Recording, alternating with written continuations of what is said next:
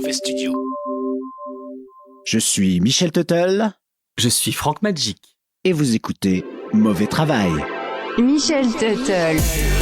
Frank Magic. Oh la vache. Mauvais travail. Ça éclabousse. Encore plus d'importance. Frank Magic. Michel Tuttle. Bordel, ils nous volent notre travail. Ce manque d'humilité en face de la nature qui se manifeste ici me terrifie. Frank Magic. Michel Tuttle. Le sort de la terre va dépendre de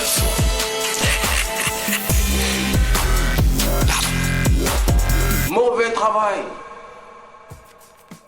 Bonjour à toutes, bonjour à tous et bienvenue dans l'épisode 40 de Mauvais Travail. Et oui, nous y sommes, nous l'avons fait, 40 épisodes. Et pour ce 40e MT, un Mauvais Travail un peu post-halloweenesque, je ne suis pas seul puisque je suis avec mon esprit frappeur préféré, le meilleur fantôme d'entre nous, Frank Magic. Salut mon Casper, ça gaze ? À fond, et plutôt par rapport à mes choix alimentaires pas très judicieux. Ah, et sans plus attendre, parce qu'on a du pain sur la planche, peux-tu nous offrir ton sommaire ? Absolument.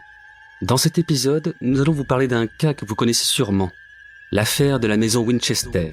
Cette histoire a donné lieu à des livres, beaucoup de vidéos YouTube, mais nous vous proposons de vous la raconter façon Mauvais Travail, et surtout de vous éclairer sur la protagoniste, Sarah Winchester.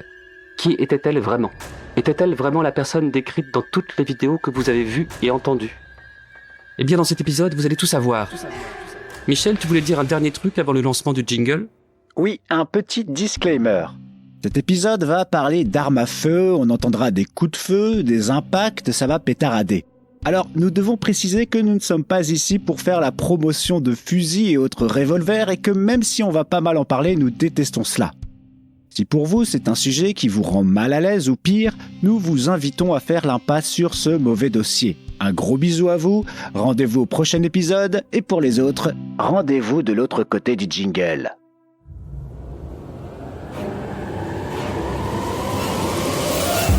Histoire étrange de Sarah Winchester. Pour Halloween, vous avez moult possibilités pour vous amuser. Vous pouvez faire une soirée entre potes dans un bar, vous déguiser ou aller frapper aux portes si vous avez l'âge pour lâcher des trick-or-treat habillés en fantôme. Faites vraiment ça si vous avez l'âge. Après, si vous écoutez Mauvais Travail, c'est que vous n'avez pas vraiment l'âge de vous habiller en fantôme. Et traditionnellement, ça se passe plutôt aux États-Unis et donc c'est assez risqué. Alors si vous faites ce genre de truc, de vous déguiser en fantôme et de demander des bonbons à des inconnus, vous trouverez un numéro d'urgence psychologique en description de l'épisode, merci. Et si vous êtes vraiment chaud, vous pouvez faire une soirée DVD en déroulant la traumatisante œuvre de Philippe de Chauvron. Michel, on est tout public, tu peux pas donner des conseils comme ça. C'est trop. Peut-être, mais si vous êtes chaud, c'est ça qu'il faut faire. Moi, j'ai trouvé un truc qui a le potentiel de foutre encore plus les glougloutes. La Maison des Mystères à San José, en Californie. Sur le site, il est dit: préparez-vous à entrer dans votre pire cauchemar. Winchester Mystery House présente un nouveau chapitre de la hantise, l'hôtel déjanté. À partir du vendredi 13 septembre, vivez l'un des événements d'Halloween les plus excitants de la région de la baie. Entrez dans les couloirs sombres de la Winchester Mystery House et parcourez un labyrinthe immersif à nul autre pareil. Et petit avertissement, certaines portes devraient rester fermées. Ah ouais, ça a l'air bien flippant, mais ça dit Winchester Mystery House. Ça a un rapport avec les fusils ? Dans le mille, Michel. Parce qu'en fait, cette maison, elle appartenait à Sarah Winchester, la femme de William Wirt Winchester, qui fut trésorier pour la société Winchester Repeating Arms Company. Ah oui, je vois, c'était une affaire de famille. William était le fils d'Oliver Fisher Winchester, jadis fabricant de chemises et cofondateur de la Winchester and Davis Shirt Manufacturing au début des années 1800. Mais à un moment, les chemises, ça l'a saoulé et il a investi dans la Volcanic Repeating Arms Company, une entreprise créée en 1855, inventeuse des révolutionnaires et très puissants fusils à répétition, d'où le Volcanic et le Repeating de Volcanic Repeating Arms Company. Pour la faire courte, c'est révolutionnaire. Parce que lorsque tu étais sur le champ de bataille, et que tu avais ce genre de fusil qui tire une fois, et qu'ensuite tu devais recharger, viser... Ah ! Mon pied ! En fait, le temps de terminer, mon pied était déjà mort pour l'Amérique. Alors qu'avec le bousin à répétition à force volcanique, je pouvais arroser à pleine balle sans trop viser. Ce qui était plutôt pratique pour des novices du fusil comme moi. Oh, putain. Oui, et on parle de 15 coups en 10 secondes. Sinon, il faisait des cartouches et autres trucs qui tuent des lapins et accessoirement des mecs qui viennent dans mon domaine pour me voler des trucs alors que, nom de Dieu, faut bien que je défende mes terres parce qu'on aime pas trop les mecs comme ça, va chez nous. Oh, fuck yeah! Ouais, oh, calme-toi, on a compris, c'est les States. Oui, et après un coup pas cool d'un de ses associés, un certain Henry, Oliver, le plus malin des deux, retire ses billes de la Volcanic Repeating et crée la Winchester Repeating Arms Army.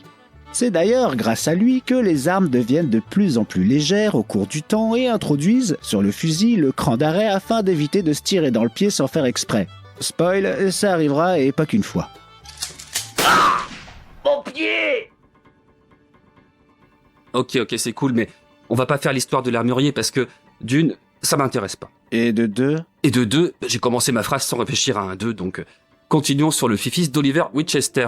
Bon, les armes, on sera quand même obligé d'en reparler un petit peu plus tard. Oh oui, et c'est une longue histoire. Assis-toi, prends un chocolat chaud, et c'est parti. À un moment, William devient trésorier de l'entreprise renommée Winchester Repeating Arms Company et meurt d'une tuberculose en 1881. Bon, ça aussi, on devra le développer un petit peu plus tard. Mais ce qui nous intéresse vraiment, c'est cette histoire de maison. Et pour en parler, nous devons retracer le parcours de la personne à l'initiative du projet immobilier le plus chelou dont on n'a jamais parlé dans Mauvais Travail. Ce qui, je le concède, ne sera pas compliqué puisque nous n'avons jamais parlé de projet immobilier chelou dans Mauvais Travail.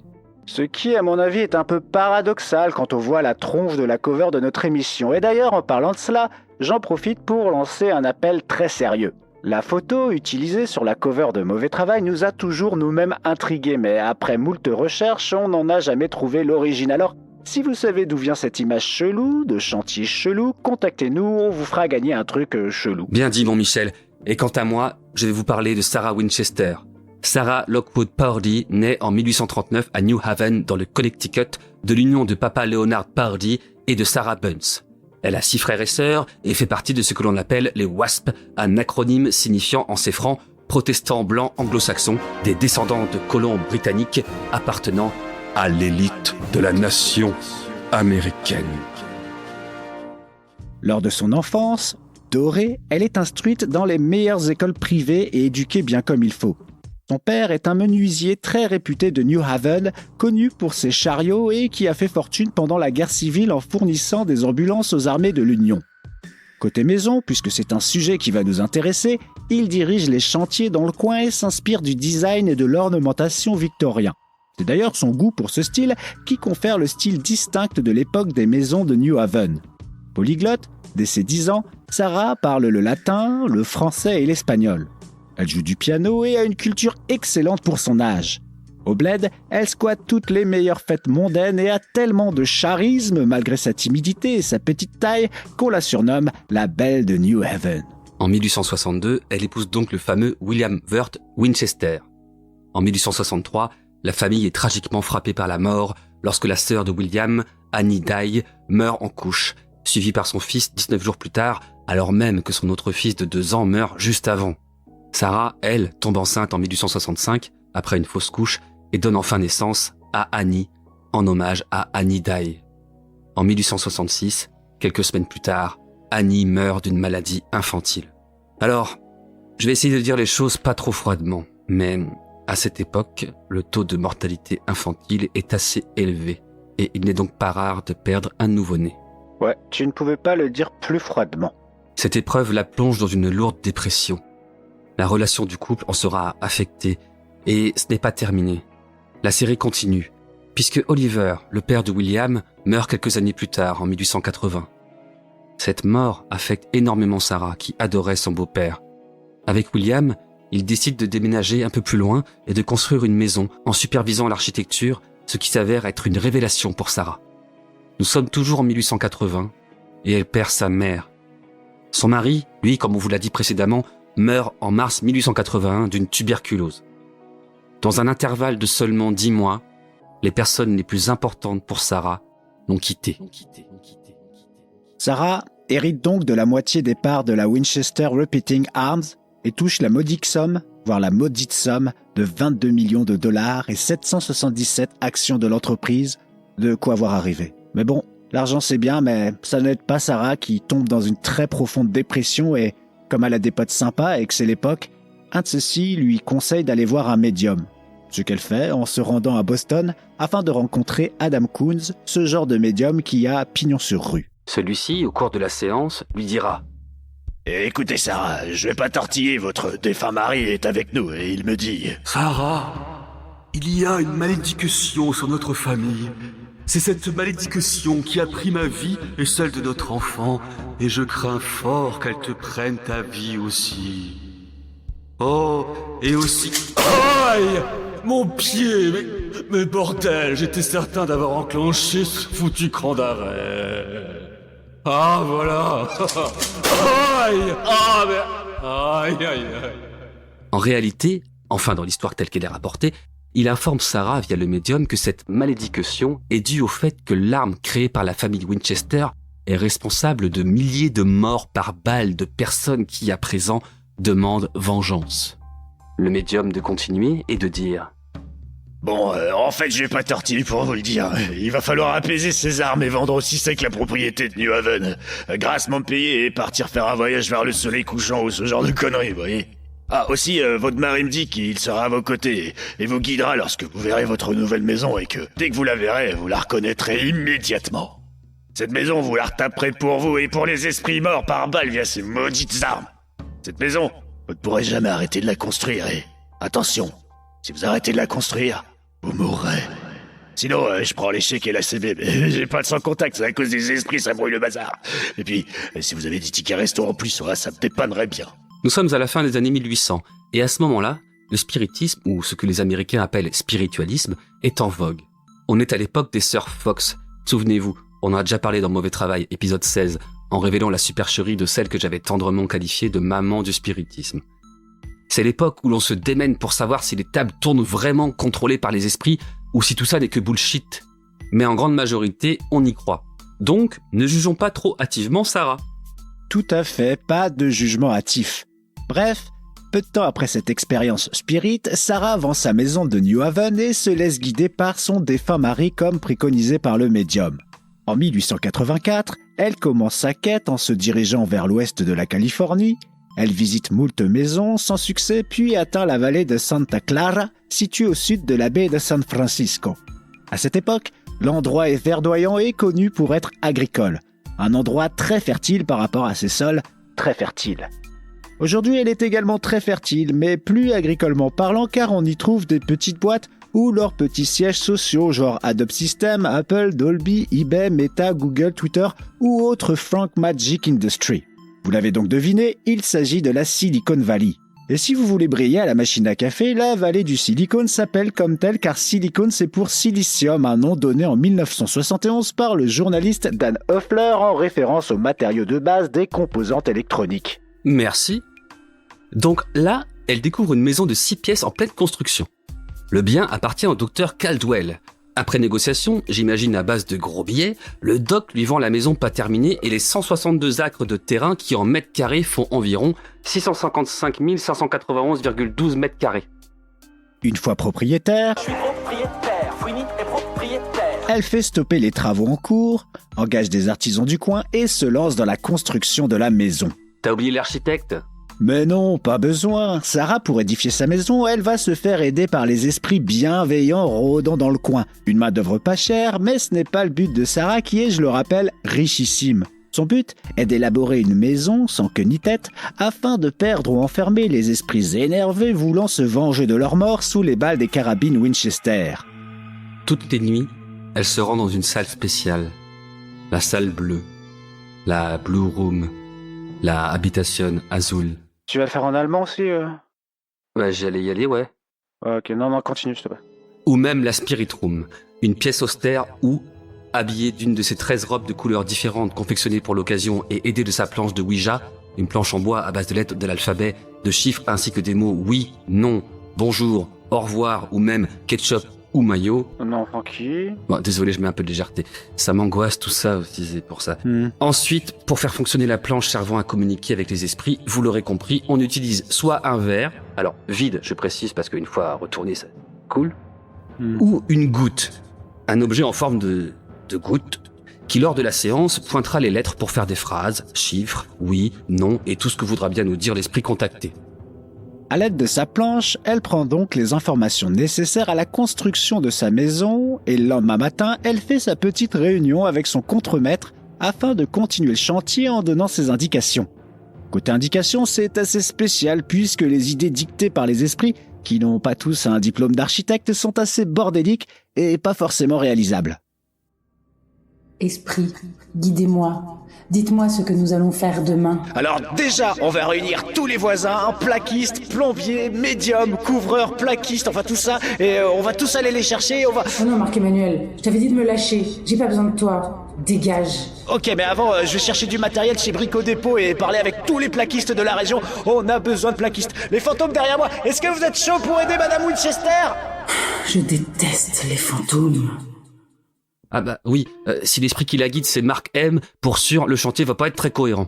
Ouais, et effectivement, vous allez l'entendre, les architectes de l'au-delà, c'est pas la logique qui les étouffe. En tout cas, après sa réunion d'outre-tombe, Sarah part se coucher dans une de ses chambres. Une chambre différente chaque nuit pour dérouter les esprits qui la cherchent. Et selon ses voisins, toutes les nuits, à minuit et à 2 heures, on entend Alarma de 666 et Sarah fait une grosse tête avec les esprits et c'est genre putain c'est genre... Mais non mais Michel, mais tu casses complètement l'ambiance qui fait peur. Bah 666 ça fait peur. Non mais laisse-moi faire. Ouais bah allez vas-y Pierre Bellemare. Sarah part se coucher dans une de ses chambres, une chambre différente chaque nuit. Selon ses voisins, toutes les nuits, à minuit et à 2 heures, on entendait le son d'une cloche, ce qui correspondait au moment où elle faisait son call avec les esprits. Ok, ça fait peur, mais 666 aussi, mais ok, d'accord, t'as gagné. Donc, même si les esprits lui fournissent des plans un peu chelous, Sarah, confiante, trouve des solutions pour que tout cela soit faisable en arrondissant les angles au sens figuré ou en demandant à ce que l'on construise de nouvelles pièces. La construction se fait le jour, la nuit, et les petites mains ouvrières sont grassement payées. Le double du marché de l'époque, ce qui les aide à accepter les tâches absurdes dictées par Madame Winchester. Alors quand on dit absurde, et là je vous invite à aller voir les photos de la maison disponibles sur internet, on parle d'escaliers qui ne vont nulle part, de fenêtres qui ne donnent sur rien ou alors sur le plafond, des fenêtres posées sur le sol, des placards qui s'ouvrent sur des murs pleins, des cheminées sans conduit, des portes qui s'ouvrent dans le vide ou des couloirs qui ne mènent nulle part. La maison est tellement labyrinthique que les employés sont obligés de se munir d'une carte pour la parcourir. Sarah a également un tropisme pour le nombre 13, censé porter chance. Tropisme qui se manifeste par le nombre de bougeoirs sur les lustres. 13. Le nombre de salles de bain. 13. Le nombre de carreaux sur les fenêtres. 13. Le nombre de fenêtres. 13, pareil. Le nombre de sections sur les planchers en bois. 13 aussi. Bon, arrête, Michel. Bah, c'est pour préciser, c'est important, c'est 13. Ok, tu pensais être plus lourd ou tu me laisses continuer? Bon, je sais pas... Quoi? Bah, Sarah, on pourrait pas dire qu'elle est très organisée? Ouais, j'ai envie de te dire 13 fois ta gueule, mais ce serait censuré par un... Bon, le nombre de trous dans la vidange de l'évier aussi est concerné par le nombre 13, ainsi que les marches d'escalier ou les mesures des marches d'escalier, ce qui fait que les escaliers, si tant est qu'ils mènent quelque part, sont très difficilement praticables. En effet, par exemple, un escalier en colimaçon, alors j'adore ce mot colimaçon, est fait de 42 marches, assez pour vous mener au 3e étage, mais ces marches ne mesurant que 5 cm de haut, l'escalier ne fait même pas 3 mètres, donc au revoir le 3e étage. Et répétons-le, tout ça a l'air complètement absurde vu comme ça, mais ça a un but, une logique, égarer les esprits malveillants afin de ne pas atteindre Sarah et qu'ils puissent se venger sur elle. Si Sarah est une personne généreuse, tunement parlant, avec ses employés, c'est qu'il y a un intérêt pour elle. D'une, comme on l'a dit, faire avaler la pilule de la construction chelou de la maison à ses employeurs et de 2, faire que ceux-ci soient efficaces en travaillant le plus rapidement possible, jour et nuit, afin de satisfaire les esprits bienveillants et dérouter les esprits malveillants, esprits que nous imaginons nombreux puisque la carabine Winchester à répétition, star d'après-guerre de sécession et de massacre de natifs américains, a fait pléthore de morts puisque la Winchester 1868 sera utilisé par les colons partant à la conquête de l'Ouest, mais aussi dans certains conflits par des autochtones d'Amérique eux-mêmes.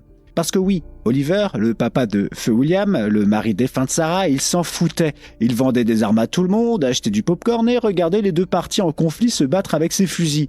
Après, on ne va pas se mentir, l'avantage a évidemment été largement en faveur des colons. Et par exemple, pour vous montrer l'esprit vraiment dégueu de l'époque, une pub Winchester disait « Pour la chasse aux Indiens, à l'ours ou au buffle, le fusil Winchester est sans égal !»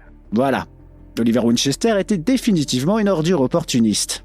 Côté pub et notoriété, sachez que la Winchester 1873 fut utilisée par des stars de la gâchette, tels Billy the Kid, Buffalo Bill, ses potes, Calamity Jane, les frères Dalton, Charlie Siringo, Belle Star ou même Frankie la gâchette magique. Ce dernier, on raconte qu'il était très beau gosse et très porté sur l'éthique, rien à voir avec les malandrins précités, parce que lui ne tirait que sur des boîtes de conserve. Oui, et la marque a également été très exportée en Amérique latine, Brésil, Nicaragua notamment, dans l'Empire chinois, en Espagne et au Maroc. Et si on multiplie les exemples de personnes ayant utilisé des carabines Winchester, c'est aussi pour bien vous montrer que si Sarah veut assumer le nombre de morts causées par ses fusils, eh bien, elle a du pain sur la planche de Ouija et apparemment, elle le sait que ce nombre de morts est pléthorique. Par contre, si on veut connaître le nombre exact de décès causés par ces armes, on va galérer, puisqu'il n'existe pas de statistiques par marque. Et puis, Winchester est présent dans l'histoire autant dans les mains de militaires, que de tireurs sportifs, que de chasseurs, ou même dans les mains très douces mais nonobstant musclées de Frankie la gâchette magique, un beau gosse très porté sur l'éthique. Voilà, alors on a des stats agrégées par catégorie d'armes, mais pas par fabricant. Par contre, ce que l'on peut vous dire, c'est que des recherches spécifiques ayant analysé l'impact des fusils dans certains conflits historiques ont été réalisées et que la marque Winchester y a eu un rôle plus que significatif. On insiste, mais c'est énorme. Les gens de l'époque qui, sans non plus péter un câble sur les violences commises envers les autochtones, s'insurgeaient un petit peu disant que tout ça, c'était la faute des carabines Winchester plutôt que de l'idéologie responsable de ces massacres. Ainsi, ils avaient un peu leurs petites mimines ensanglantées par tous ces morts qui, d'une certaine façon, les hantaient. Bon Michel, on va clore cette parenthèse et on trouvera des liens qui parlent mieux que nous de ces sujets, avec sûrement des mots et des appellations plus justes.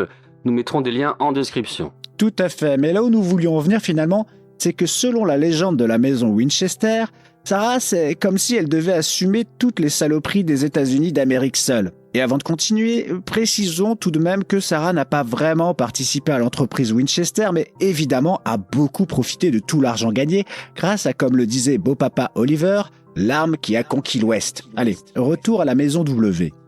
En plus de grassement payer ses ouvriers, Sarah est également généreuse avec les enfants du quartier, qu'elle invite à venir jouer sur son terrain ou même à jouer sur le piano à l'intérieur. Ouais, d'ailleurs je ne sais pas qui sont ces gens qui laissent leurs enfants y aller puisque comme l'époque le veut, ses chers voisins ne sont pas très tendres avec cette femme, seule, au projet exubérant, et quand ils parlent de Madame Winchester, vous imaginez bien qu'ils ne sont pas très bienveillants. Quoi ? Tu veux dire que des mots comme « folle » auraient été prononcés ? Oh, non, je ne puis t'y croire. Elle fait également, discrètement, de nombreuses donations à des orphelinats et autres associations. Est-ce encore là de la culpabilité ? Essaie-t-elle d'assumer à elle seule le malheur causé par la carabine qui porte le même nom qu'elle ? Une chose est certaine, c'est qu'elle n'est pas avide de rencontres. Elle aime la solitude et l'on dit qu'elle arbore quotidiennement un voile noir, des vêtements noirs, comme si son deuil ne s'était jamais fait. En 1906, la maison de Sarah en est à 7 étages, 3 ascenseurs et question matos, on n'est pas sur de la caca, hein, c'est du séquoia, et ça je peux te dire que c'est du solide. Et puis Sarah, c'est ce qu'elle préfère comme matériau, mais elle trouve ça un peu chum, alors elle fait recouvrir la surface avec un truc genre crépi, un truc granuleux, et puis elle fait repeindre dessus après. Niveau commodité, on en est à 160 pièces, 40 chambres, 2 salles de bain, 47 radiateurs, 19 cheminées et 2 sous-sols. Ouais, et le premier qui dit « Ah bah dis donc, j'aimerais pas avoir autant de surface, imagine le ménage que t'aurais à faire si on vivait là-dedans !» Je le fais disparaître. Oh. Bah ouais, parce qu'à chaque fois que je visite un château genre Versailles ou autre, j'entends automatiquement ça. Je l'ai même entendu en anglais en visitant la Casa Loma à Toronto. D'ailleurs, si vous avez l'occasion, allez-y, il y a un peu une affinité avec la maison de Sarah. Ouais, j'ai vu des photos sur Google Images. Par contre, imagine tout le ménage qu'il y a à faire avec toute cette surface. Non mais attends. Quoi ? Juste à côté de toi, là, ce serait pas une authentique Winchester 1966 ? Et si ? Ah tiens, vas-y, montre. Tiens, fais attention, il n'y a pas le cran d'arrêt. Ouais, t'inquiète, j'en ai pas besoin. Quoi ? Mon pied! Bon allez, relève-toi, ce n'était qu'un bruitage et puis on est une émission anti-arme à feu, hein, je te rappelle. Peut-être, mais moi je suis un mec de la méthode. Donc, pour le cri de douleur que t'as entendu, je me suis réellement tiré une balle dans le pied. Ok, alors maintenant, Al Pacino, tu peux nous dire ce qui s'est passé en 1906 ? Eh bien, en 1906, à San Francisco, la terre a tremblé des fesses. C'était un mercredi matin, il était 5h12 et le soleil se levait à 5h35. On fêtait les parfaits et il faisait environ 8 degrés. C'était Al Pacino, ça ? Non. D'accord, ok. Bon, si Francky était un peu approximatif en termes de température, c'est qu'on a dû se fier à des moyennes saisonnières, des estimations, car en 1871, il y a eu le grand incendie de Chicago et les enregistrements météorologiques de l'époque ont été perdus, enfin, brûlés.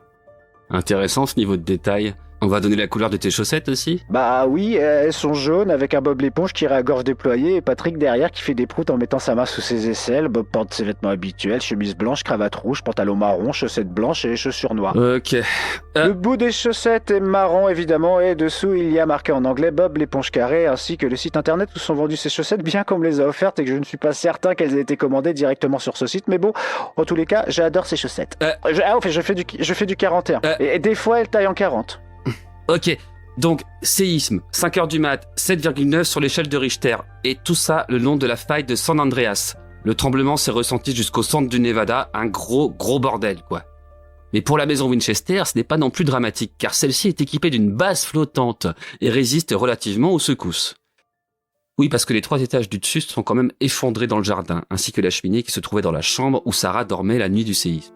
Sarah reste donc keblo sous les décombres pendant quelques heures. Et autant vous dire que notre plus que superstitious Sarah y voit un message WhatsApp virulent des esprits quelque peu énervés de voir que la maison est presque terminée. Ah ouais, se dit Sarah. Eh ben, je reconstruirai pas, wesh. Elle espère également que l'effondrement a bien esquinté la tronche de quelques esprits pas cool et qu'ils resteront bloqués sous les cailloux ad mortam, aeternam, Jason Statham. Bon. Les pièces démolies ne sont pas reconstruites wesh et progressivement de nouvelles chambres apparaissent à base de 25, puis de nouvelles cheminées, des fosses. Pourquoi des fosses ? Bah, en fait, selon Sarah, les fantômes aiment bien transiter par les cheminées, ainsi elles facilitent la circulation des gens anti-Casper. Bon, j'ai pas capté au début, mais vu que les fantômes c'est des ectoplasmes qui traversent les portes et ils n'ont pas besoin de conduite cheminée, juste des cheminées. Mais en vrai, non, je comprends toujours pas. Michel. Ouais. Le 4 septembre 1922, après 38 ans, et ce 24 heures sur 24, la fin des travaux a sonné. Après une dernière séance dans la Blue Room, Sarah gagne une de ses chambres, s'endort pour toujours, faisant d'elle la 440e mort que j'annonce dans Mauvais Travail. Et oui, c'est toujours à moi de le faire, et c'est pas juste. Bon, promis, c'est la 440e dernière fois. J'espère. Niveau héritage, c'est la grande régalade pour sa sœur, ses neveux et sa nièce.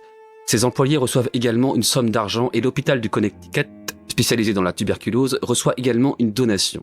Si Sarah était encore très riche, sa fortune avait été quand même amputée de 5,5 millions de dollars à cause de la construction de la maison. Ouais, ça devait un peu agacer la famille qui aurait bien aimé croquer davantage. Et la rumeur qui disait qu'il existait un coffre-fort caché plein de thunes fut vite balayée à base de forçage de coffres et de fouilles ultra minutieuses de la maison. On vide donc la propriété de tous ses biens, ça dure 6 semaines. Dans son testament, bizarrement, Sarah ne spécifie rien par rapport à sa maison. Celle-ci est donc proposée à la vente par ses administrateurs. Elle est vendue 135 000 $, ce qui n'est pas ouf et apparemment ce prix serait dû au fait que la maison était trop particulière et pas très pratique. En 1923, alors achetée par John et Mamie Brown, la maison est ouverte au public et le couple assure lui-même la visite. Initialement, les Brown voulaient juste mettre une montagne russe dans le jardin, mais quand ils ont réalisé que les fantômes et la personnalité bizarre de l'ex-hôte de la maison seraient plus lucratifs, ils ont foncé. Au tout début du dossier, souvenez-vous, nous appelions la maison la Mystery House. Eh bien, c'est le bien connu Harry Houdini qui lui donna ce nom. Houdini qui, pour information, a beaucoup œuvré pour débunker le spiritisme à cette époque où la pratique était hégémonique. En gros, il reproduisait les techniques d'illusionnistes que les médiums utilisaient, le tout en traversant les États-Unis et en présentant ses résultats dans des ouvrages.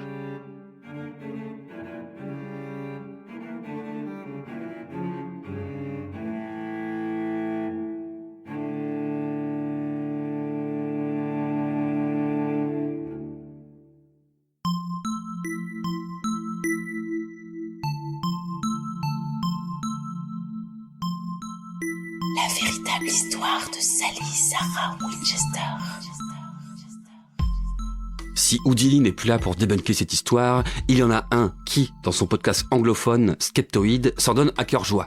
J'ai nommé Brian Dunning, qui nous avait déjà éclairé au sujet des disparus du lac Danjikuni dans notre épisode 34.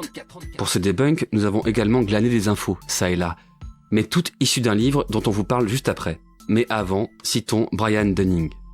Dans l'épisode d'aujourd'hui, je vais démontrer, comme cela a déjà été fait, que pratiquement tout ce que vous savez sur la Winchester Mystery House est faux.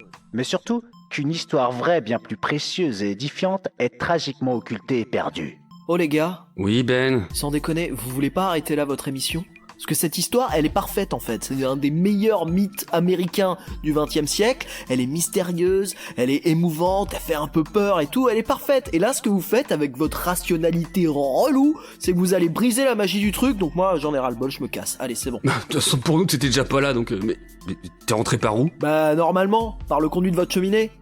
Bon allez, moi j'y vais. Ben, Quoi encore ? bah tu dégages, et comme tout le monde s'il te plaît. Par la porte.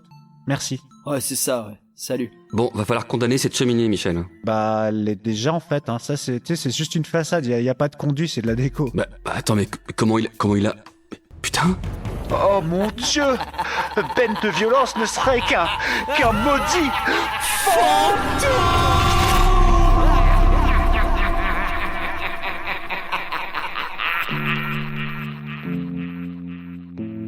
Ok, je veux rien savoir, on continue. Du coup, avant que Ben vienne et pour en revenir à ce que disait Brian Dunning, j'allais dire, ah ouais, carrément, tout ce qu'on a dit depuis le début est faux.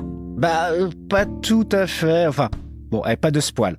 Au début de son épisode, Brian nous parle d'une très anecdotique histoire de fenêtre et de l'origine du fabricant. Alors on ne va pas en parler ici car cela ne représente que très peu d'intérêt, mais en commençant ainsi, Brian se sert d'un élément de la maison visible de la façade.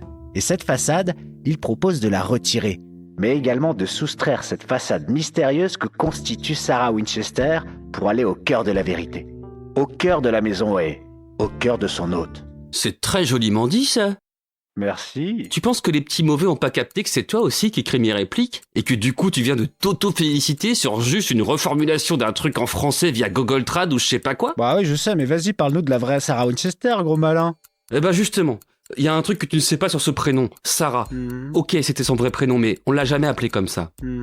En fait, la grand-mère paternelle de Sarah, Sally avec un Y, est décédée juste avant la naissance de Sarah. Et depuis, on l'appelle Sally I.E. Et comment on entend que ça s'appelle Sally IE? Enfin, quand il l'appelle, il dit Sally IE ou... Enfin, je sais pas. Je sais pas, il se débrouille. Et même tante Sally, puisqu'elle vivait avec sa nièce. Pour préciser également qui est Sarah Sally, ce qu'on n'a pas fait au début de l'histoire, c'est qu'elle a eu une éducation très progressiste pour l'époque, et elle avait une famille ouverte d'esprit.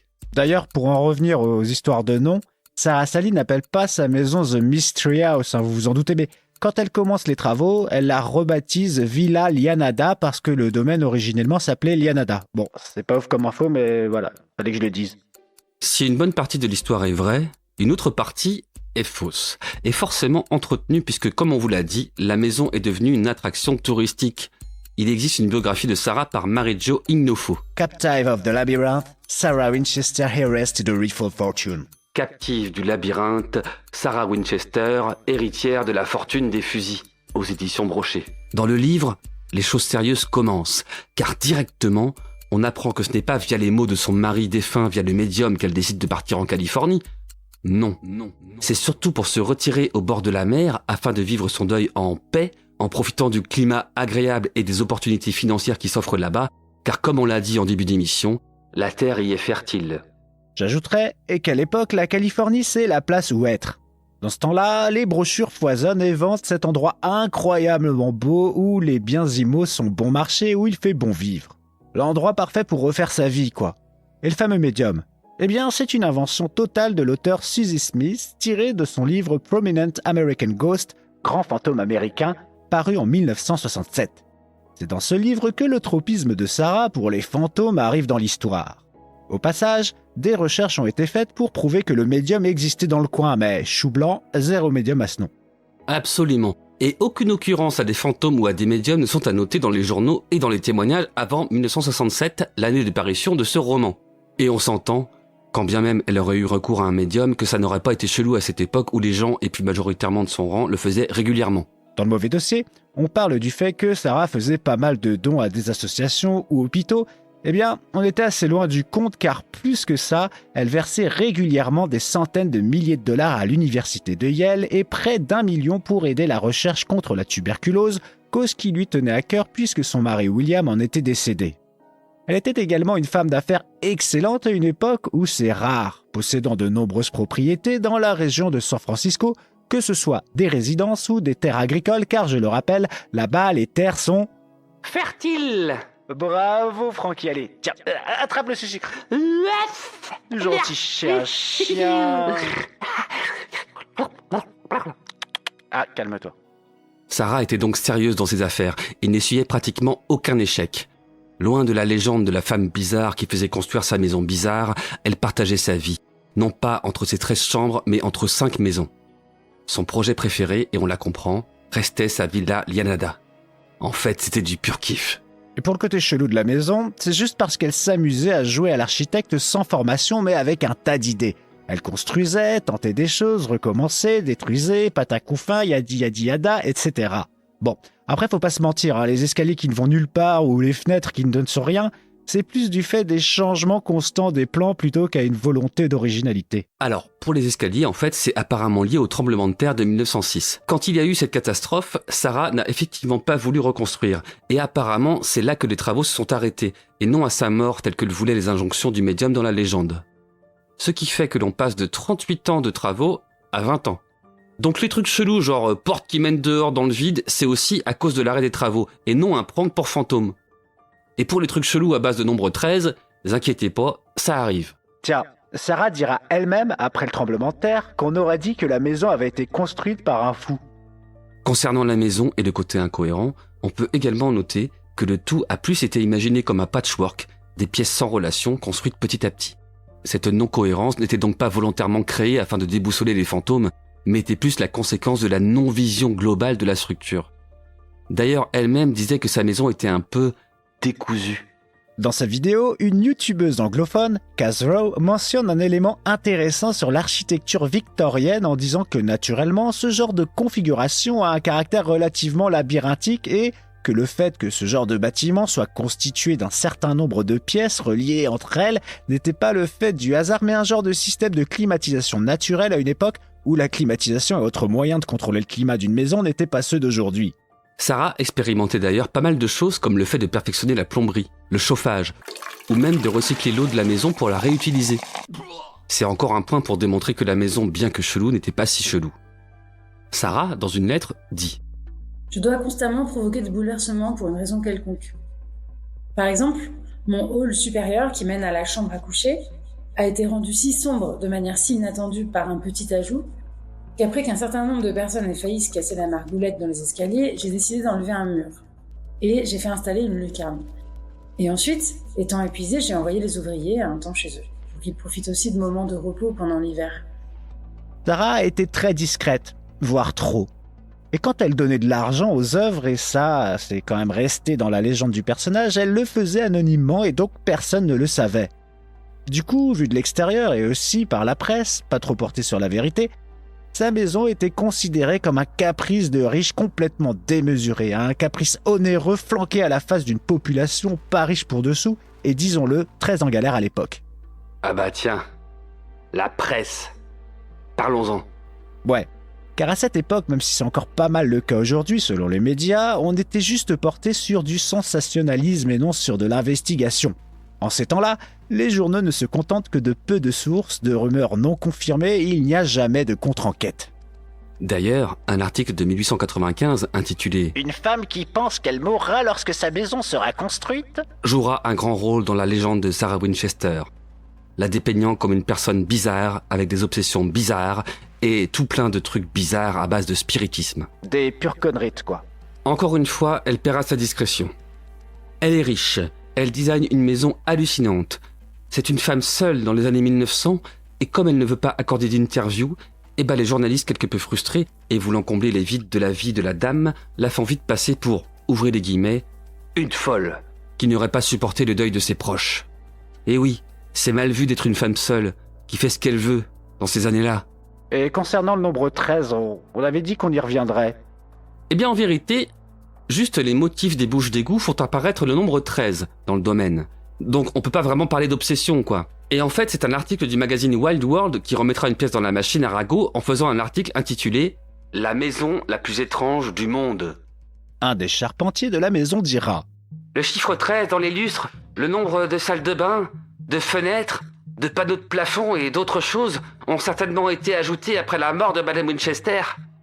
Ah bah voilà. Et pour ce qui est des ragots, on y va, mais quand c'est pour écouter des gens qui l'ont vraiment connu, on met la tête dans le sable.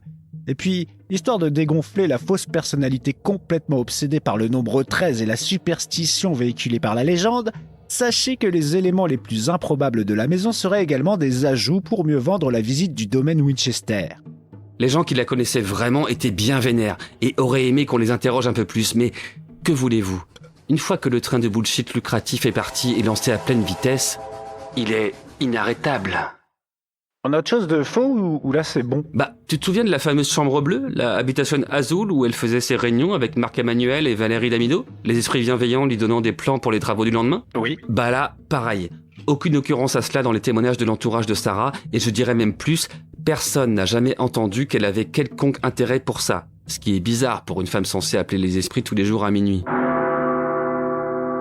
Et puis, si on devait encore enfoncer le clou, on vous dirait qu'à San José, il y avait bien une petite communauté spirite naissante, mais Marie Ignofo, l'auteuriste de livres rétablissant la vérité sur Sarah, a enquêté et n'a trouvé aucun lien entre Sarah et la communauté. Donc il est probable à 99% que Sarah n'ait jamais fait tourner un seul fichu guéridon de sa vie. La chambre bleue n'était donc pas un portail vers l'au-delà, mais un simple bureau pour le jardinier en chef de la résidence, un certain Tomi Nishihara. Eh oui, la légende en prend encore un sacré coup là. Ouais, et en 1951, histoire de bien conclure le débunkage, selon le livre de Marie Ignofo, un étudiant en maîtrise d'histoire, Bruce Spoon, Bruce Cuillère, un local de San José, fera une thèse intitulée « Sarah Winchester on her house, how a legend grows ».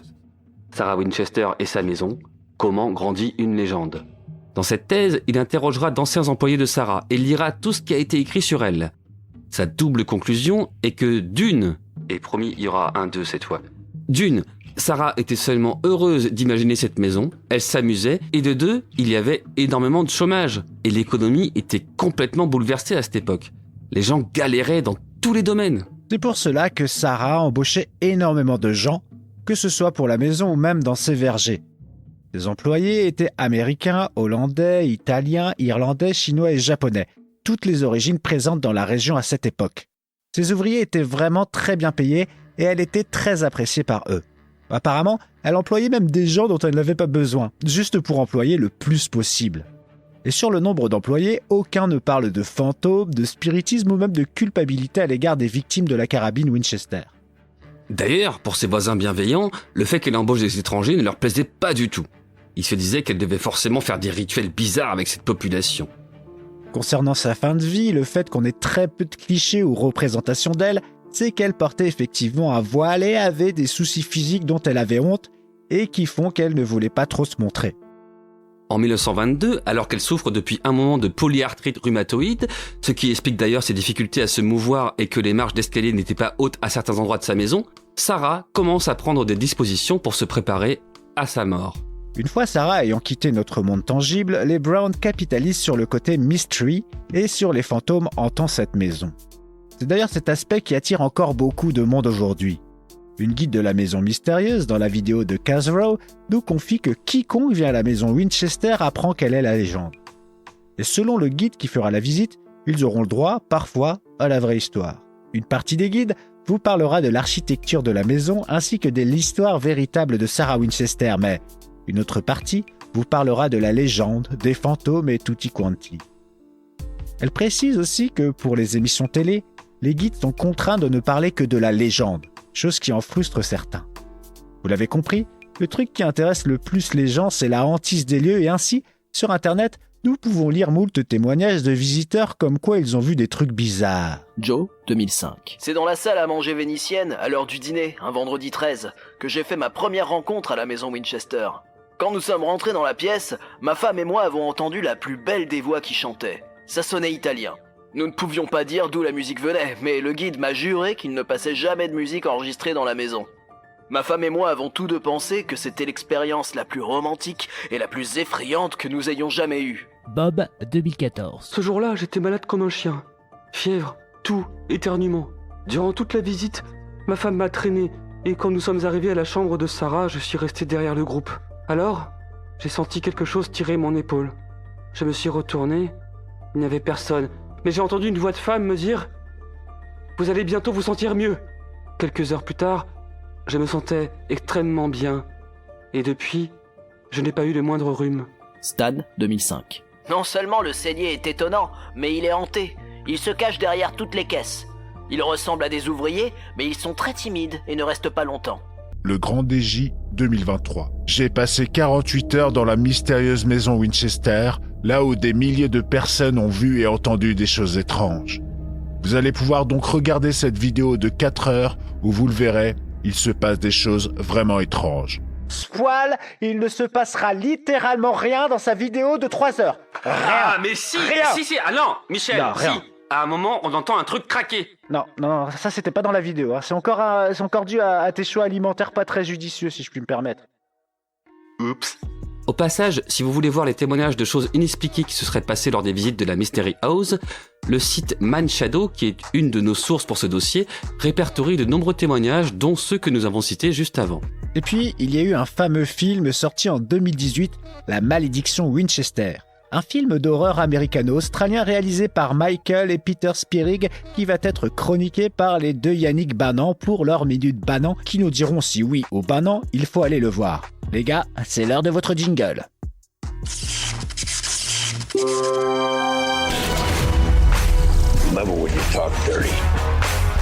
Ah mais je vais pas te dire que j'ai aimé ça. Non mais dès le début tu sais exactement ce que tu vas aller voir. Je veux dire en termes d'ambiance c'est exactement ce que tu vas aller voir. Puis vas-y qu'on te prend par la main et puis je veux dire, quitte à aller voir un placement de produit de 2 heures pour des fusils Winchester, autant aller ouvrir un catalogue d'armurier. Hein. Ah et puis quand ils nous mettent une Sarah Winchester en mode possession, écriture automatique façon j'ai mis mes doigts dans la prise, alors qu'elle est demi-reine quand même. Elle est demi-reine. Ouais, c'est pas n'importe qui j'ai envie de te dire. Bah accrochez-vous les loulous. Bring it on.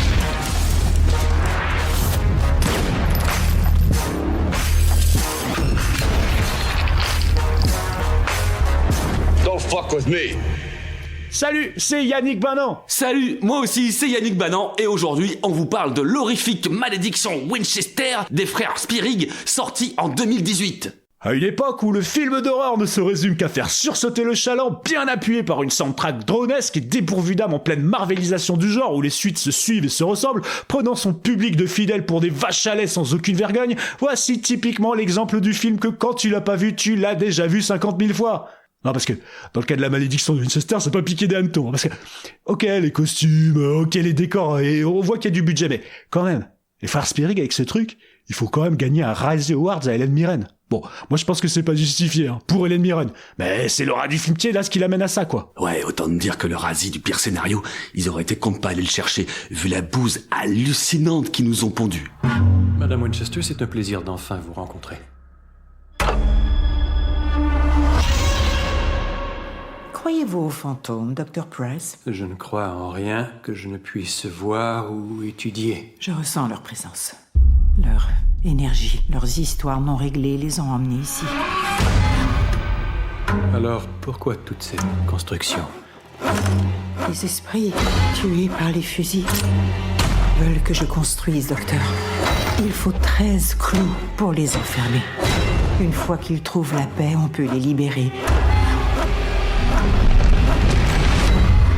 Cet esprit a une force qu'on n'a jamais vue avant. Merveilleux rêveur, de grâce réveille-toi. Les lumières d'étoiles n'attendent que toi. Les sons de mots cruels perçus la journée. Je n'ai pas peur. Conduits par la pleine lune se sont envolés. Vous laissez ma famille tranquille. Votre haine ne nous vaincra jamais.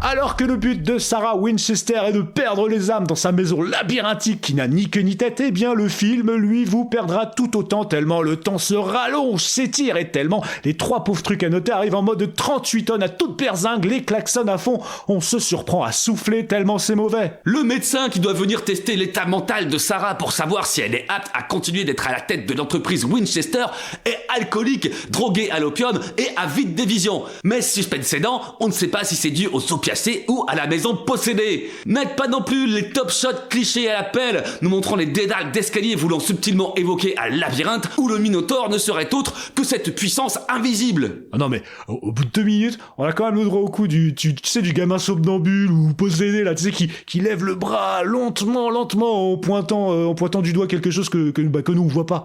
Alors là, je me suis dit, putain, on n'est pas sorti de la maison labyrinthique de la Vioque. Ah, et puis, la mise en place est longue, c'est hallucinant. Et j'ai noté aussi ce moment où Sarah, qui est vue quand même au début comme la mamie zinzin avant de redevenir crédible à la fin, te sert un tonitruant. On souhaite des maladies, pas des malédictions. Alors, tu vois le truc, quoi. Alors, je passe les rocking chairs qui bougent tout seul et tous les tropes habituels, quoi.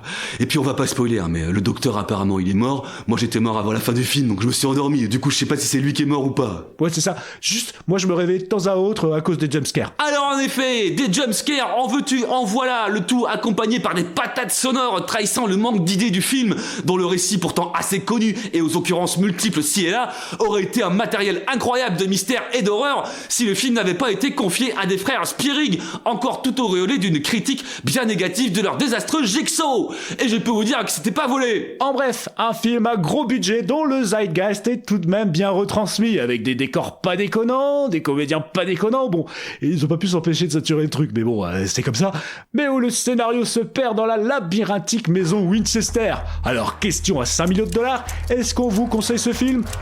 Bah non. Bring it on.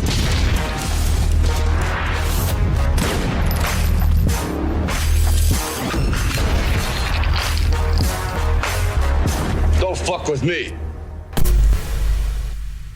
Superbe chronique. Pour sûr, d'ailleurs j'en place une pour Clémence de Capture Mag et qui anime cette excellente émission Sale Temps pour un film. Je pense à elle car c'est une collègue d'un autre Yannick qui fait des chroniques cinéma et puis elle écoute de temps en temps, elle écoute Mauvais Travail, donc salut Clémence. Big up Clémence.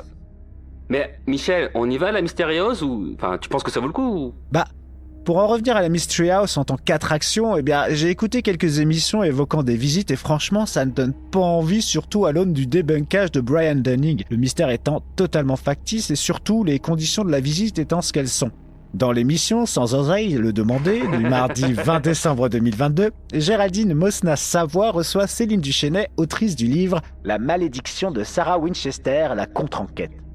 Celle-ci, pour les besoins de son livre, s'est rendue sur place.